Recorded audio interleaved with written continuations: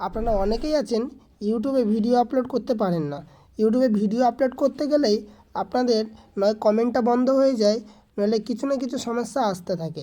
আজকের আমি আপনাদেরকে দেখাবো যে আপনারা ইউটিউবে কীভাবে ভিডিও আপলোড করবেন। ঠিক আছে, আপলোড করার জন্য এই মিডিলে দেখতে পাচ্ছেন প্লাস চিহ্ন আছে ইউটিউবের, এখানে ক্লিক দেবেন। ঠিক আছে, দেওয়ার পরে এরকম একটি অপশান আসবে। ভিডিওতে ক্লিক দেওয়ার পরে আপনাদের এখানে যেই ভিডিওটা আপলোড করবেন সেই ভিডিওটা এখান থেকে সিলেক্ট করে নেবেন। ঠিক আছে, এর জন্য ফেসবুক অ্যাপসটি সিলেক্ট করার পরে নেক্সট করবেন। করার পরে এখানে টাইটেল ডেসক্রিপশান কিছুই দিতে হবে না। ঠিক আছে, এই যে এখানে পাবলিক লেখা আছে এখানে ক্লিক দেবেন।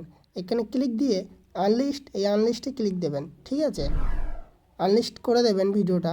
তারপরে এখান থেকে ব্যাক আসবেন, আসার পর ডাইরেক্টলি আপলোড করে দেবেন। তারপরে সেটিংটা বলছি ওয়াইটি স্টুডিওতে গিয়ে, তারপরে ওয়াইটি স্টুডিওটাকে আপনারা ওপেন করবেন।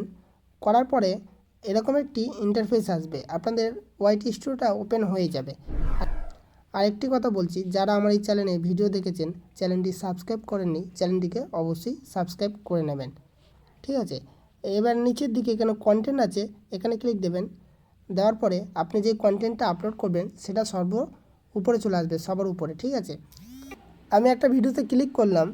ঠিক আছে, আপলোড করার পরে কীরকম ভিডিওটা থাকবে আমি সেরকমটা করে নিই, তারপর দেখাচ্ছি। এরকম থাকবে। ঠিক আছে, এবারে আপনারা কি করবেন, ভিডিওটা ক্লিক দেবেন, দেওয়ার পরে এরকম একটি অপশান আসবে।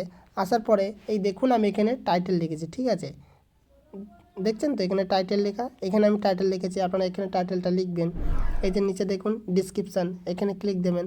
দেওয়ার পরে এত বড় ডিসক্রিপশান লিখতে হবে না, আপনাদের উপরে এখানে ডিসক্রিপশান লিখবেন। ঠিক আছে, আপনারা যেটা ডিসক্রিপশানে লিখতে চান সেটা এখানে লিখবেন। লেখার পরে ব্যাক আসবেন। আসার পরে এখানে দেখুন যেখানে হ্যাশট্যাগ আছে, হ্যাশট্যাগ, শর্ট, রিমিক্স, ক্যাটাগরি, এখানে ক্লিক দেবেন।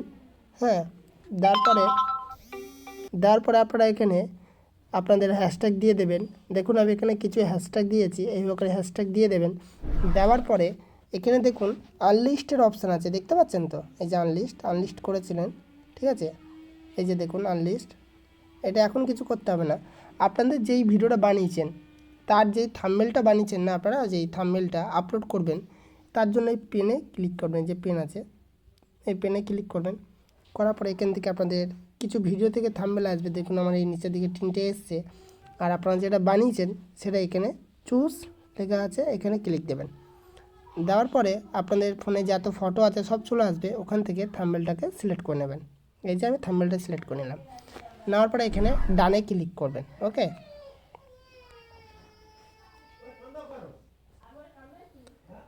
ডানে ক্লিক করার পরে এরকম জায়গায় চলে আসবেন। তারপরে আপনারা কি করবেন, এখানে আনলিস্ট আছে, এখানে ক্লিক দেবেন। দেওয়ার পরে এই পাবলিকে ক্লিক দিয়ে তারপর ব্যাক আসবেন, এসে সেভ করবেন। তারপরে আপনাদের ভিডিওটা পাবলিক হয়ে যাবে। তো এইভাবে করে আপনারা ভিডিও আপলোড করতে পারেন খুবই সহজে, কোনো রকম অসুবিধা হবে না।